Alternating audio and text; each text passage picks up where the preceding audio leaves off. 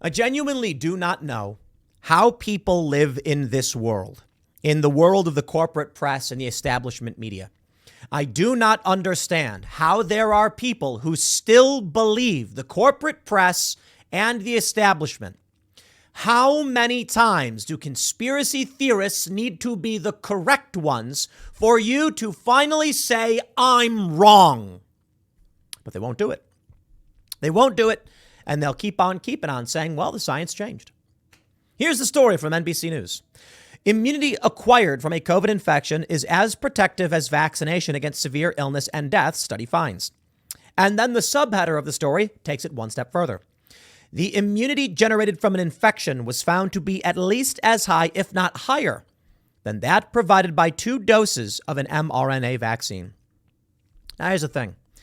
Over the past several years, not only did media report the exact opposite, you could get banned on social media platforms for claiming such a thing. But here we are, once again, the people who opposed the establishment narrative turn out to be correct. Now, hold on there a minute. I'm not going to play a confirmation bias game, There still are many studies, they claim, from years past saying the opposite is true. But here's what happened. Early on in the COVID pandemic, there were researchers who said, when you get sick with COVID, your body's immune response targets different parts of the COVID virus, the SARS-CoV-2 virus, or whatever it's called.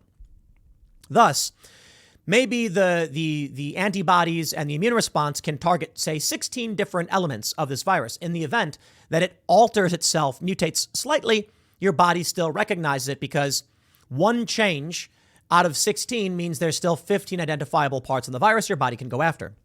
What they were saying was that with the mRNA vaccine, it targeted one point of that virus. And if the virus changed the spike protein or part of itself in any other way, that the vaccine may lose efficacy. I'm not saying I know that to be true. That was the argument made early on, but it resulted in people getting suspended and banned, getting studies pulled. And so everybody said, okay, fine, whatever. And now NBC News publishes this. And of course, over the past several years, Google has changed its rules. That's right. As more and more of the anti-establishment narrative turns out to be true, YouTube then removes those rules from its COVID misinformation policy. Now, as I often say with segments like this, I'm not a doctor, dude. I'm just a guy reading the news, so make sure you got a good doctor you can trust.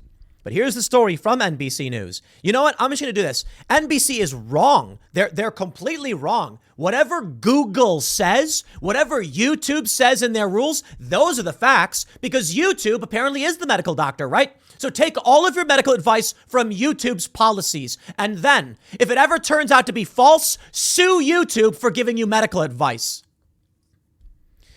Or talk to an actual doctor who knows what they're talking about. And don't get your medical advice from crackpot big tech garbage like YouTube. NBC News says, immunity acquired from a COVID infection provides strong, lasting protection against the most severe outcomes of the illness, according to research published Thursday in The Lancet.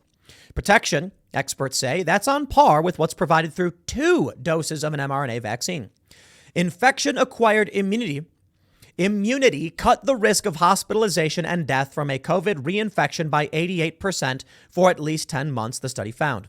Quote, this is really good news in the sense that protection against severe disease and death after infection is really quite sustained at 10 months, said the senior study author, Dr. Christopher Murray, the director of the Institute of Health Metrics and Evaluation at the University of Washington. Well, I don't know about all that. All I can really say is that YouTube's rules outline exactly what is true and what isn't through the effect of, here's what YouTube's rules do. They say, you're not allowed to assert these things. Well, then we can go ahead and assume what YouTube's advising us based on those things, right? Let me show you, for example. Here's one section. You are not allowed to claim on YouTube that achieving herd immunity through natural infection is safer than vaccinating the population. Well, okay. YouTube is advocating for something that could arguably go against what The Lancet is reporting right now. So I would recommend every single person who has any issue whatsoever sue YouTube. Sue YouTube for creating an editorial policy that restricts certain information if that restriction resulted in any negative consequence to you. Now, I know it's a long shot. They're probably going to get it dismissed. But I just think it's fascinating that YouTube typically takes and has taken an anti-scientific approach. I'm talking to you, YouTube moderators and censors. You enacted rules in the past several years that you have since changed because you were wrong and you were spreading medical misinformation. You should be ashamed of yourselves. You are disgusting, evil people. Yeah. They go on to say the findings may be a small silver lining to the explosive Omicron outbreak of last winter. With so many people infected, many most likely still benefit from that protection against severe disease. Still, experts stress that vaccination is the preferable route to immunity, given the risks of COVID, particularly in unvaccinated people. I can absolutely accept that point. There's a good argument that getting COVID sucks and damaging your body for the sake of immunity isn't necessarily the right approach. I'm not going to tell you what is. I'm going to tell you to go to a doctor, a good one, a smart one who knows about these studies, and I'm going to rag on YouTube for being anti-science. But that being said, I'm not going to give you medical advice, dude. The problem of saying I'm going to get infected to get immunity is you might be one of those people that ends up in the hospital or die. Why would you take the risk when you can get immunity through vaccination quite safely? Quite safely indeed, if your doctor recommends it, if you're in the right demographics, the at-risk group and all that stuff. I think the media plays this game where what's going to happen over the next several months to several years is exactly what we're seeing now. They are going to backtrack, then they're going to gaslight. We never said that. We never claimed that the vaccine would stop transmission. And then we'll have to pull up all the videos. But there are people who live in this world who, for some reason, no matter what you do, don't care. They're demoralized. As Yuri Bezmenov stated, you can literally show them the same news company, the same corporate press source, updating their story and saying the inverse, and they will scream, "No, I refuse to believe it." Then why did you believe it in the first place? If NBC News comes out and says 2 + 2 = 4, and you go, okay, then they come out and say 2 + 2 = 5. You go, no, I refuse to believe it. Why? Why did you believe the first story? I do not understand how people live in this world. I really, really don't. Thomas Massie tweets, for 18 months, Twitter blocked my natural immunity tweets from likes and comments and searches. It appears they were unblocked and unflagged in the last month. Did the CDC, FDA, or a Pfizer lobbyist direct the censorship of a congressman communicating with constituents? Here's what he tweeted. On August 27th, 21, he said, natural immunity greater than vaccine immunity. So why force or coerce those with natural immunity from prior infection into taking the vaccine? Interesting question. We can certainly make the argument, as they point out in NBC, that you don't want to get COVID. And that if you get the vaccine, it will provide immunity. So why get sick where you can have your body damaged when you can just get a vaccine? But Thomas Massie said, hold on. What about people who already got sick, went through it, and now have immunity? Why force them to get the vaccine? You can see here that Twitter said misleading. The tweet can't be replied to, shared, or liked. He said natural immunity is greater than the Pfizer shot. The vaccine mandates are unscientific for 2 reasons. They do not recognize immunity from prior infection. SARS-CoV-2 can be spread by vaccinated people. So what's really going on? August 28th, 21, labeled by Twitter misleading. I know Twitter's not YouTube. My point is big tech played this game. They played this game, and that's what they pushed. They say the study was the largest meta-analysis to date to look at immunity following infection. It included 65 studies from 19 countries and compared the risk of developing COVID again in people who had recovered from infections to people who hadn't been infected through September. People who had hybrid immunity or immunity from both infection and vaccination, that's what it means, were excluded. Omicron subvariants that emerged in the late fall and early winter of last year, including BQ.1 and the now dominant XBB.1.5, weren't included. While protection from severe disease remained high, people could be reinfected, particularly with an Omicron subvariant, consistent with evidence that protection against having symptoms wanes faster than protection against hospitalization and death. Having COVID before the Omicron variant emerged didn't do much to stop reinfection, with the mutated version. Protection from reinfection in that case was 74% after 1 month, but fell to 36% by month 10. Dr. Bob Wachter, a chairman of the Department of Medicine at the University of California, San Francisco, said he did not expect the protection acquired from infection to be as robust as the meta-analysis found. The protection against severe infection, both the extent and the length of it, at almost a year, is really surprisingly high, said Wachter, who was not involved with the research. Does infection-acquired immunity outperform vaccines? They say the immunity generated from an infection was found to be at least as high, if not higher, than that provided by 2 doses of an mRNA vaccine, the authors wrote. While Murray and Wachter agreed that vaccination remains the safest route, having a past COVID infection should at least be considered in policymaking decisions going forward, such as vaccination requirements, they said. What Europe did with this evidence made a lot of sense, which is where evidence of past infection was seen as essentially equal to vaccination in terms of requirements to go into events or for employment.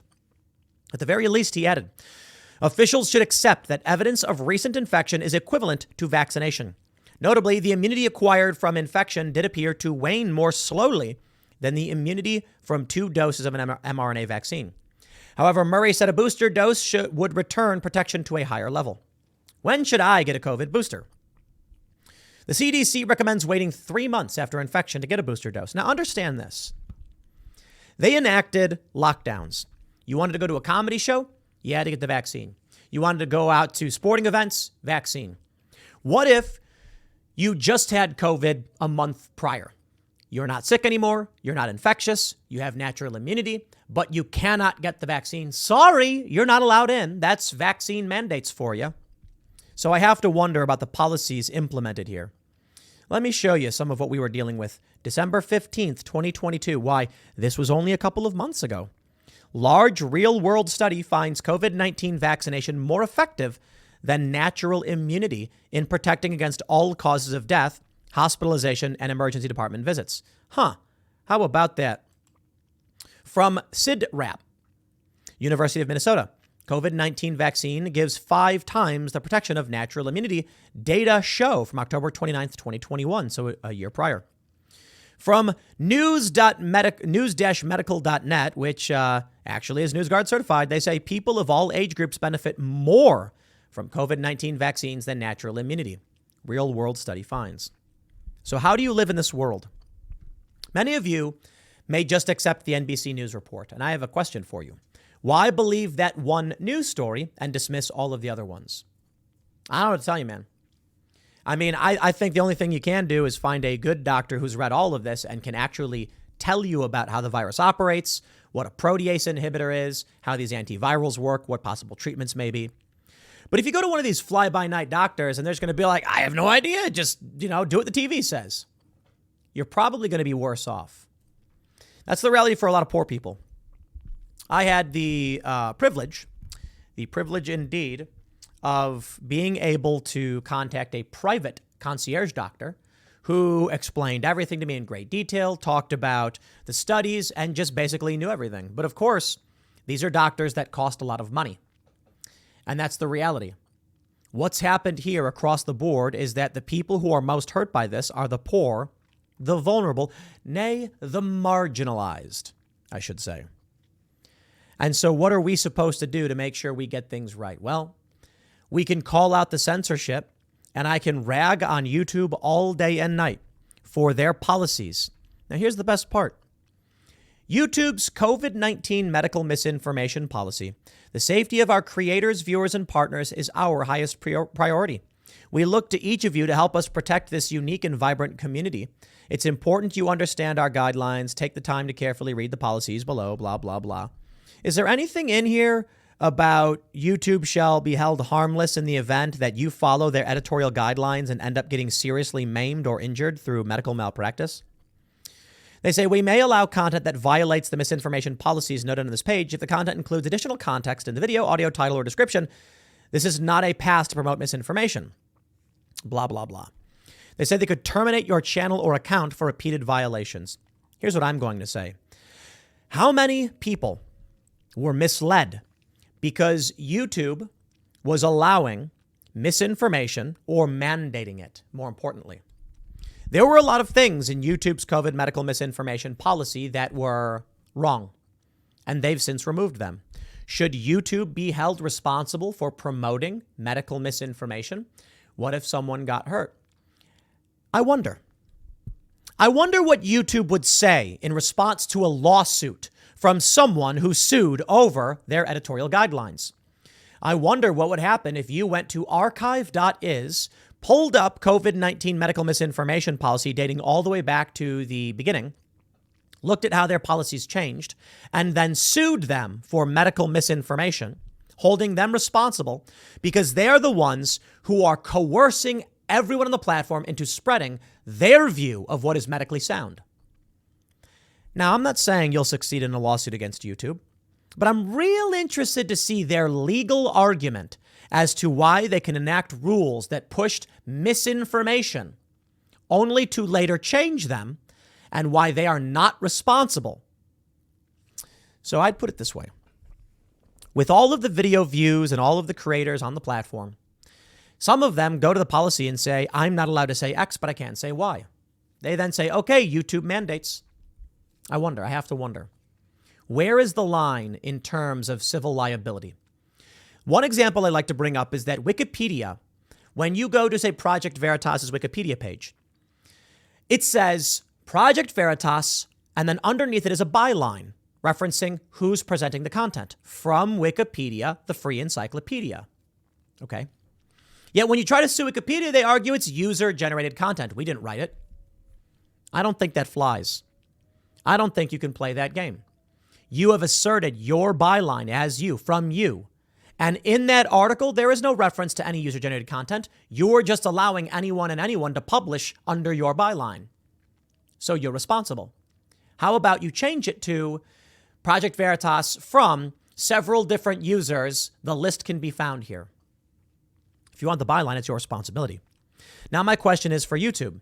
Are they acting like a boss?